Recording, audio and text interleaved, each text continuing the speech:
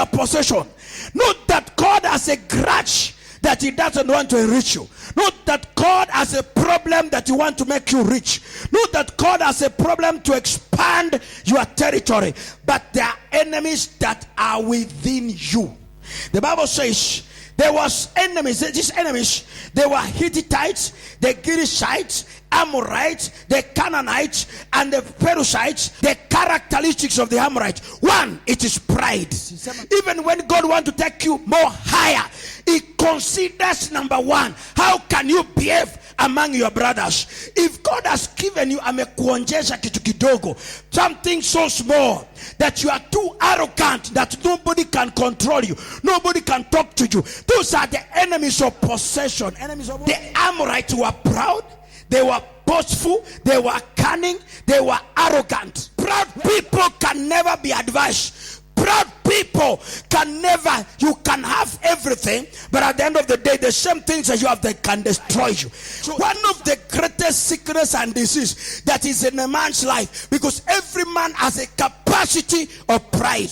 You cannot walk here and address me the way you want. I want to help you so that you can, because you may have money, you may be too rich, but you have not reached God. That's why God does not bless a talent. He does not. God can never bless a talent. God blesses a character. Everybody gets excited by character. You can be a Muslim.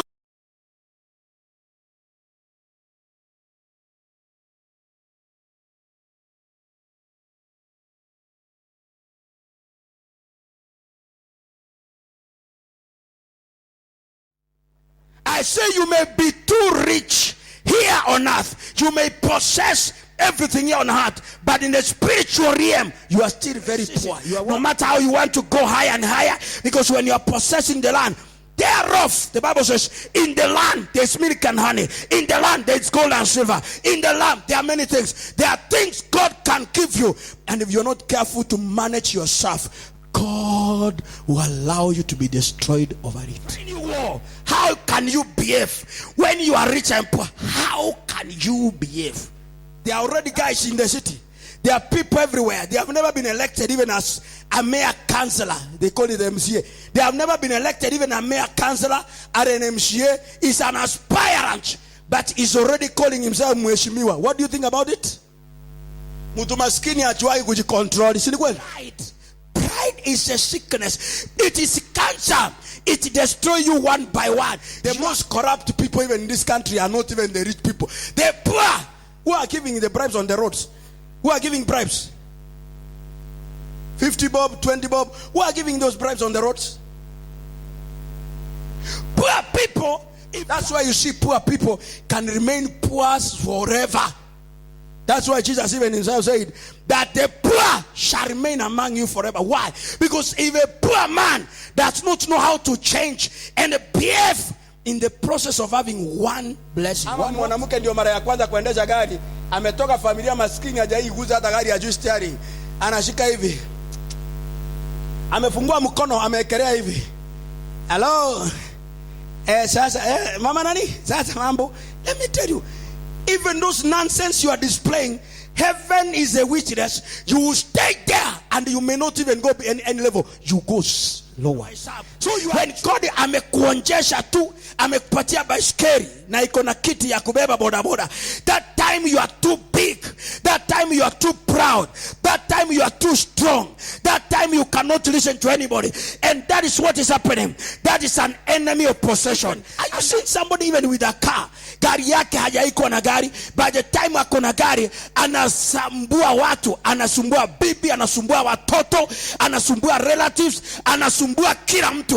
That is a nation that you must fight, and if you are not careful, God will destroy you before time comes. Why? Because I have seen very old men, very, very, very young guys, because they are big churches, they are big congregation, they are big money, they summon their fathers to pray for them. That's pride. Have you seen people when they have money, they summon their father, nasema nimekutumia fare kwa M-Pesa ukuje na matatu nataka kukuona hapa Nairobi. Your father you send matatu, you command your father to come on the road to see you. That's pride. Yani kuna watu you cannot even pick your parents' calls. Your father calls you, you look at your father's phone. Your sister calls you, you look at their phones. God of wonders, Yahweh, we glorify your name, Adonai.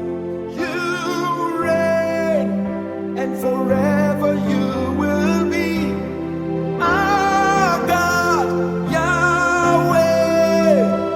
We bow to worship you, God of wonders. Na na na na na na no no. We glorify your name, Adonai. You reign, and forever you will be our God, Yahweh. We bow to worship you. The people with the covenant, no matter where they are, God will always make them successful. I say, look at the Jews everywhere in the world. A smallest nation in the midst of the Arabs who hate them. When you are under covenant, no matter who hates you, you still continue succeeding. You still continue to become greater. May God establish his covenant over your life, that your generation shall survive even in the midst of a crisis. Hata katikati ya njaa. Maandiko nasema wakati kulikuwa na famine in Egypt, wakati kulikuwa na giza in Egypt, but the Bible says there was light in Goshen. Why? Because the children of the covenant were in Goshen. When you are under a covenant is an everlasting agreement that is never broken, neither never altered. Promises are broken. Kuna negative covenant within families that you are not part of it. You never did it, but the one who did it was a senior most in the family. Is the one that determines the progress of. When Achan sinned against God, the Bible says the entire household. That's whatever is holding you together as a family. Today, I break you from the family. God of wonders, Yahweh, we glorify your name, Adonai. You reign, and forever you will be our God, Yahweh. We bow to worship you, God of wonders. Na na na na na na no no. We glorify your name, Adonai. You reign, and forever you will be our God, Yahweh. We bow to worship. Anytime that God wants to promote a man, the first place of a man, it is not in a palace, it's not in a promised place, it's a wilderness. In the wilderness is a place of humility. A place of God does not stand any proud man, because Jesus, when he was in the wilderness, Matthew chapter number 4, the Bible says the devil came to test him about bread.